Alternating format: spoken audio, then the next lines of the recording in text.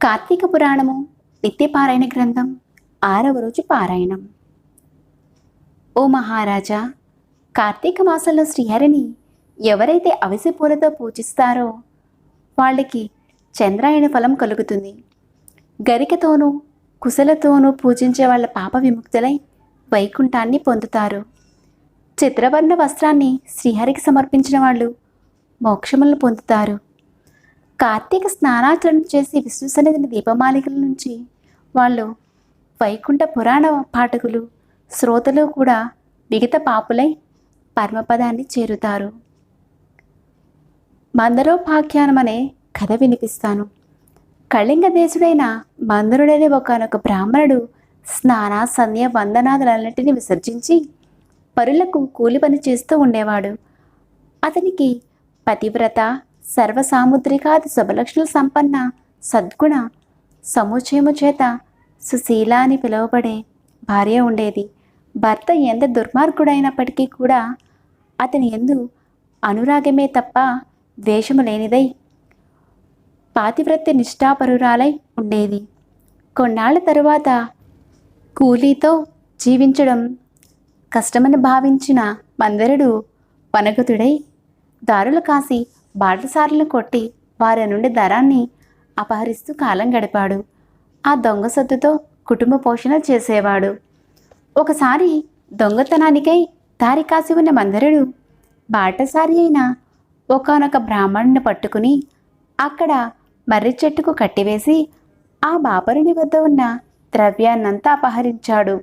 ఇంతలో అటుగా వచ్చిన పరమ క్రూరుడైన ఒక కిరాతకుడు దోచుకోన మందరుడిని దోచుకోబడిన బందీయుడై ఉన్న బ్రాహ్మణుని ఇద్దరినీ కూడా చంపివేసి ఆ ద్రవ్యాన్ని తాను హరించుకుపోబోయాడు. కానీ అదే సమయానికి అక్కడికి కిరాత మందర బ్రాహ్మణుల నుండి వచ్చే నరవాసన పసిగట్టిన చెరువుల గుహలో ఉన్న పెద్ద పులి వచ్చి కిరాతకునిపై పడింది. పులి తన పంజాతోనూ కిరాతకుడు తన ఖడ్గంతోనూ ఒకరినొకరు ప్రహరించుకున్నారు. ఆ జగడంలో పులి కిరాతకుడు కూడా ఏకకాలంలో మరణించారు. ఆ విధంగా మరణించిన విప్ర మందర వ్యాఘ్ర కిరాతకుల జీవులు నలుగురు యమలోకమును చేరి కాలసూత్రమనే నరకాన్ని పొందారు. యమకింకరులు ఇలా నలుగురిని పురుగులు అమేధ్యముతో నిండి ఉన్న తప్త రక్త కూపంలో పడవేశారు. ఇక భూలోకంలో భర్త మరణవాత తెలియని మందరుని భార్య అయిన సుశీల మాత్రము నిత్యం భర్త ధ్యానాన్ని చేస్తూ ధర్మవర్తనతో హరిభక్తితో సజ్జన సాంగత్యముతో జీవనం సాగించింది. ఒకనాడు నిరంతర హరినామ సంకీర్తన తత్పరుడు సర్వులు ఎందున భగవంతుని దర్శించేవాడు నిత్యానంద నర్తనుడు అయిన ఒకానొక యతీశ్వరుడు ఈ సుశీల ఇంటికి వచ్చారు. ఆమె భక్తులతో అతనికి భిక్ష వేసి, అయ్యా, నా భర్త కార్యార్థమై వెళ్ళి ఉన్నాడు, ఇంట లేడు, నేను ఏకాకినై ఆయన ధ్యానంలోనే కాలము గడుపుతున్నాను అని విన్నవించుకుంది. అందులోగా యతి, అమ్మాయి, ఆవేదన పడుకు, ఇది కార్తీక పూర్ణిమ పర్వదినము. ఈరోజు సాయంకాలము నీ ఇంట పురాణ పఠన శ్రవణాదులు ఏర్పాటు చేయి. అందుకు గాను ఒక దీపము చాలా అవసరము. దీనికి తగినంత నూనె నా దగ్గర ఉంది. నీవు ఒత్తిని ప్రమిదని సమర్పించినట్లయితే దీపాన్ని వెలిగించవచ్చు అని సలహా ఇచ్చాడు. ఆ యతీష్ఠుని మాటలు అంగీకరించి సుశీల తక్షణమే గోమయముతో ఇల్లంతా చక్కగా అలికి పంచరంగుల ముగ్గులను పెట్టినది. పత్తిని శుభ్రపరిచి 2 ఒత్తులను తయారు చేసి యతీశ్వరుని వద్ద నూనెతో వాటిని వెలిగించి శ్రీహరికి సమర్పించినది. యతి ఆ దీప సహితముగా విష్ణువును పూజించి మనశుద్ధి కోసం పురాణ పఠనమును ఆరంభించాడు. సుశీల పరిసరాల ఇండ్లకు వెళ్ళి వారందరినీ పురాణ శ్రవణానికి ఆహ్వానించింది. అందరి నడుమ తాను కూడా ఏకాగ్ర చిత్తి అయి ఆ పురాణాన్ని వింది. అనంతరము ఆమెకు శుభాశీస్సులను అందించి యతీశ్వరుడు వెళ్ళిపోయాడు. నిరంతర హరిసేవనము వలన క్రమక్రమముగా ఆమె జ్ఞాని అయి తదుపరి కాలధర్మాన్ని చెందినది. తక్షణమే శంఖ చక్రాకితులు చతుర్బాహులు పద్మాక్షులు పీతాంబరులు అయిన విష్ణుదూతలు నందనవన సుందర మందరాది సుమాలతోనూ రత్న మౌక్తిక ప్రవణానాదులతోనూ నిర్మించిన మాలికాంబరాభరణాలు కృతమైన ఉన్న దివ్య విమానాన్ని తెచ్చి సుశీలను అందు అధిరోహింపచేసి వైకుంఠానికి తీసుకుపోసాగారు. అందులో వెడుతున్న సుశీల మార్గమధ్యంలో నరకంలో మరి 3 జీవులతో కలిసి ఉన్న బాధలు పడుతూ ఉన్న తన భర్తను గుర్తించి ఆ విమానాన్ని ఆపించి తత్కారణం ఏమిటో తెలుపవలసిందిగా విష్ణుదూతలను కోరినది. అందుకు వారు, అమ్మా, నీ భర్తే అయిన ఆ మందరుడు విప్రకుల సంజాతుడైనప్పటికీ కూడా వేదాచారును విసర్జించి కూలి అయి మరి కొన్నాళ్ళు దొంగ అయి దుర్మార్గ ప్రవర్తనను వలన ఇలా నరకాన్ని అనుభవిస్తున్నాడు. అతనితో పాటే ఉన్న మరొక బ్రాహ్మణుడు మిత్రద్రోహి మిత్రుడొకడిని చంపి అతని ధనములో పరదేశాలకు పారిపోబోతూ నీ భర్త చేత బందీయుడై ఉన్నాడు. అతగాడి పాపాలకు గాను అతడు నరకముని పొందాడు.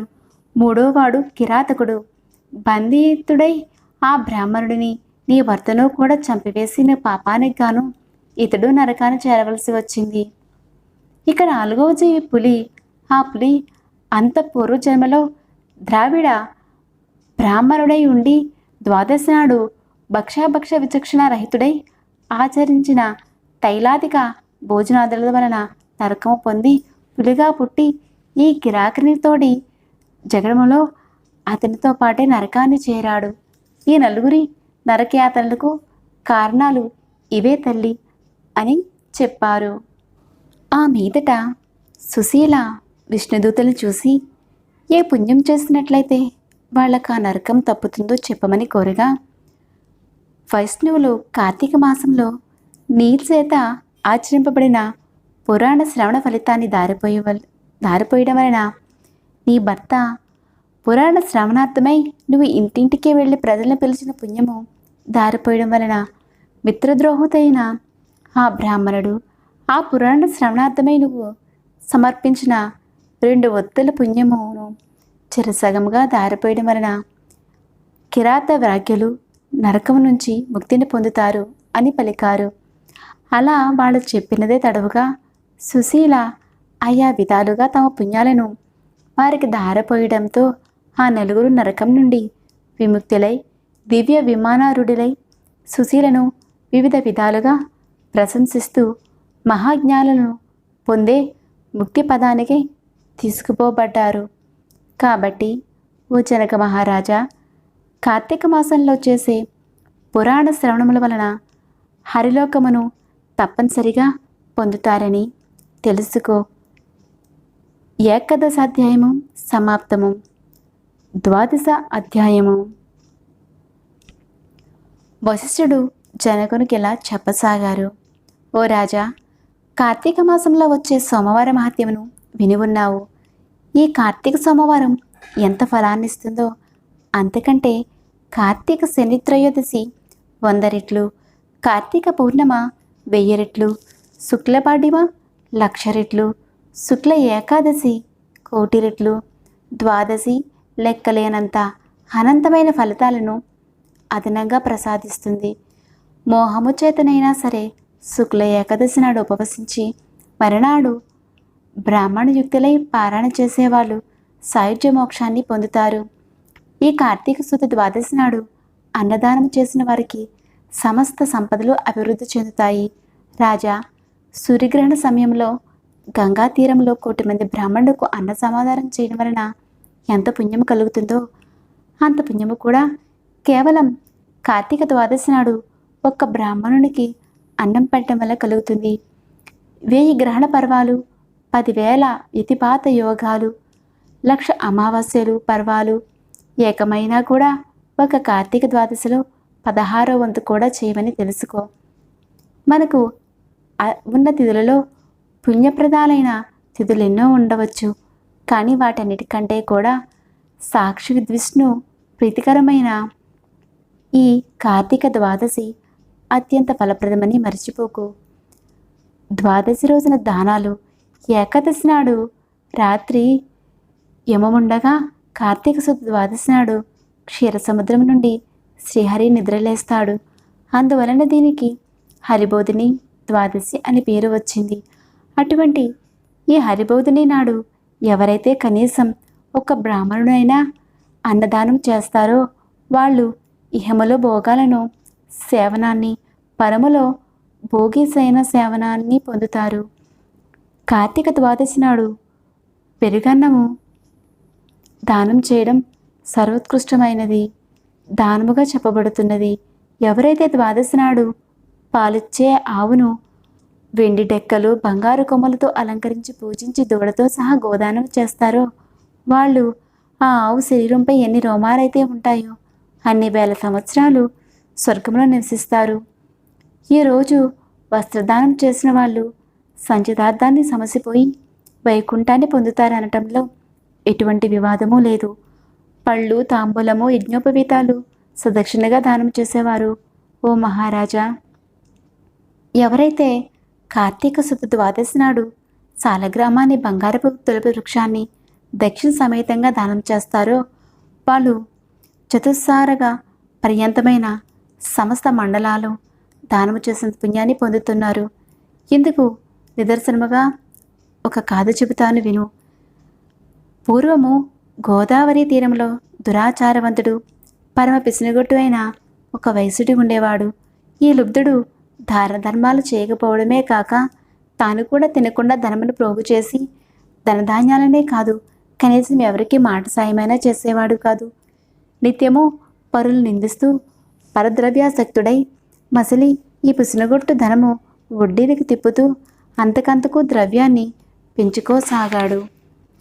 ఒకసారి ఈ లిబ్ధుడు ఒక బ్రాహ్మణునికి ఇచ్చిన అప్పు రాబట్టుకోవడం కోసం అతని గ్రామానికి వెళ్ళి తానిచ్చిన బాకీని వడ్డీతో సహా ఆ క్షణమే చెల్లించవలసిందిగా పట్టుపట్టాడు.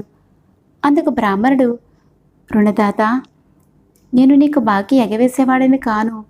ఎందుకంటావేమో, ఎవడైతే రుణం తీర్చకుండానే పోతాడో వాడు ఆ మరుసటి జన్మలో రుణదాతకు సంతు రూపంగా జన్మించి ఆ రుణాన్ని చెల్లుబాటు చేసుకోవాల్సి వస్తుంది. అందుచేత ఏదో విధంగా సంపాదించి ఈ మాసాంతానికల్లా ఈ రుణాన్ని చెల్లుబెడతాను, అంతవరకు ఓర్పు వహించి ఉండు అని చెప్పాడు. ఆ బ్రాహ్మణ వచములు పరాభావాకులుగా భావించి లుబ్ధుడు కినిసి, నీ కబుర్లు నా దగ్గర కాదు, నీ బాకీ వసూలు కోసం నెల్లాలాగే సమయం నాకు లేదు, మర్యాదగా ఇప్పుడే ఇవ్వు, లేదా ఈ కత్తితో నిన్ను నరికేస్తాను అన్నాడు. యథార్థంగానే ఆ సమయంలో ధనము లేదని, అప్పటికప్పుడు తాను అప్పు తీర్చలేనని చెప్పాడు విప్రుడు.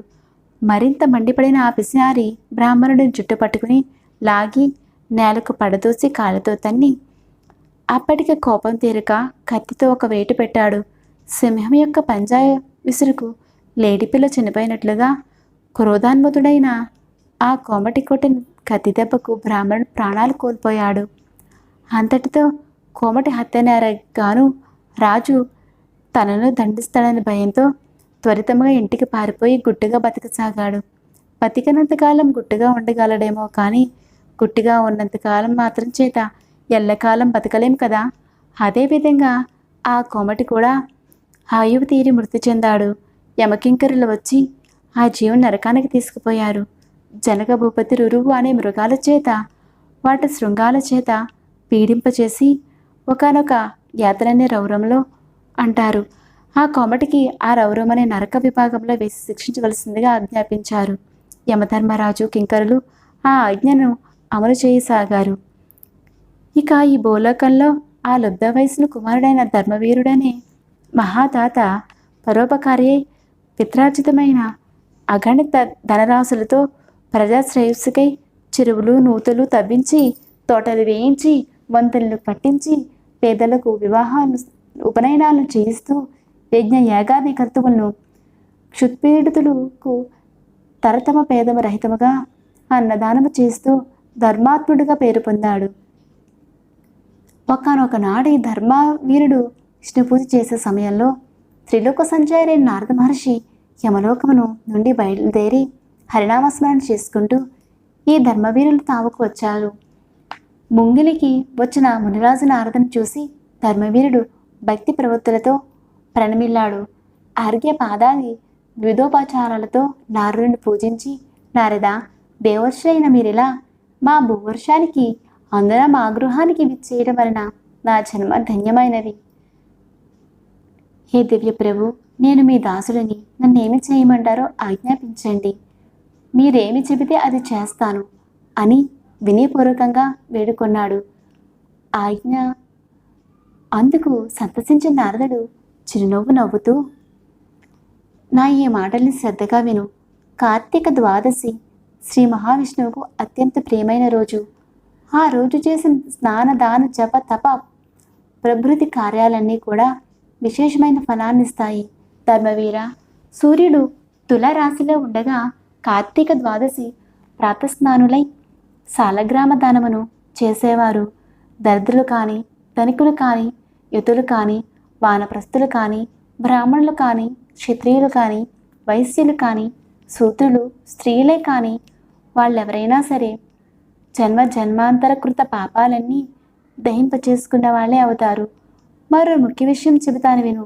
నీ తండ్రి మరణించి యమలోకంలో పరడరాని పాటలు పడుతున్నారు. అతనికి నరకబాధ విముక్తి సంకల్పించి నువ్వు కార్తీక ద్వాదశి నాడు సాలగ్రామ దానాన్ని చెయ్యి. నారదులు చెప్పిందంతా విని నవ్వేశాడు ధర్మవీరుడు. పైపచ్చు, నారద మునీంద్ర, నా తండ్రి పేరున గో, భూ, తిల, సువర్ణ దానాలెన్నో చేశాను. వాటన్నిటి వల్ల కానీ రాతిని దానం చేస్తే సాధ్యమవుతుందా? అయినా ఆ సాలగ్రామాన్ని రాయి ఎందుకు ఉపయోగపడుతుంది? తినడానికి పనికిరాదు, అలంకారానికి నవరత్నాల్లోనిది కాదు. ఏ రకంగానూ ఎవరికి కూడా పనికిరాని దానిని నేనెందుకు దానం చేయాలి? రాతిదాతికు కీర్తి ఉండదు, ఆ దానం పట్టిన వాడికి సుఖము ఉండదు. కాబట్టి ఆ సాలగ్రాధామంను నేను చెయ్యను అన్నాడు. నారదుడు ఎంత అనునయంగా చెప్పినా కూడా ధర్మవీరుడు తన మూర్ఖత్వాన్ని వదలలేదు. సాలగ్రామ దానానికి అంగీకరించను లేదు. అంతటితో నారదుడు అంతర్హితుడైపోయాడు.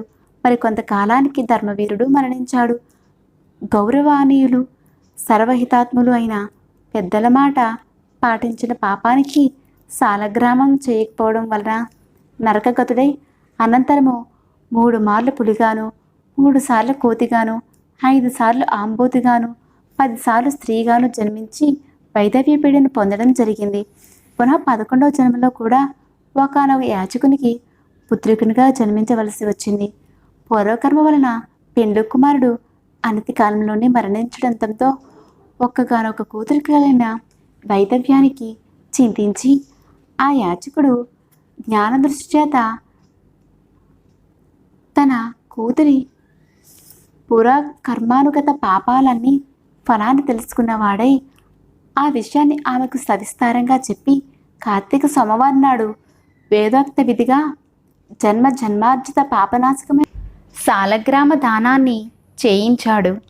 ఆ పుణ్యఫల వ్యాప్తి వలన మరణించిన పెళ్ళికొడుకు పునర్జీవితుడై ఆ దంపతులు ఇహ జీవితాన్ని ధర్మ కామ సౌఖ్యాలతో గడిపి కాలాంతర స్వర్గమును చేరి పుణ్యఫలాలను భవాప్తులయ్యారు. తదుపరి ధర్మవీరుడు 23వ జన్మగా ఒక బ్రాహ్మణుని ఇంట శివునిగా పుట్టి పూర్వజన్మలో చేసిన మహత్యపూర్వక సాలగ్రామ దాన పుణ్య విశేషం వలన జ్ఞాని అయి ప్రతివర్ష ప్రయుక్త కార్తీక సోమవారము పర్వదినాలలో సాలగ్రామ దానాన్ని ఆచరిస్తూ ఆ పుణ్యఫలముగా మోక్షప్రాప్తుడయ్యి ఇతగాడి సాలగ్రామ దానము మహాపుణ్యము వలన రౌరవగతుడైన ఇతని తండ్రి కూడా నరకము నుండి విముక్తుడయ్యాడు. కాబట్టి జనక మహారాజా, కార్తీక మాసంలో సాలగ్రామ దానము చేత విష్ణువు సంతృప్తుడై విశేష పుణ్యాన్ని కల్పిస్తాడని ధ్రువపరుచుకో. ఎంతటి పాపానికైనా సరే కార్తీక మాసంలో సాలగ్రామ దానము చేయడమే సర్వోత్తమమైన ప్రాయశ్చిత్తము. ఇంతకు మించిన ప్రాయశ్చిత్తం మరొకటి లేదు అనడంలో ఏమాత్రం అతిశయోక్తి లేదు. ఏవం శ్రీ స్కంద పురాణాంతర్గత కార్తీక మహత్యము 6వ రోజు పారాయణము సమాప్తము. ఓం నమః శివాయ.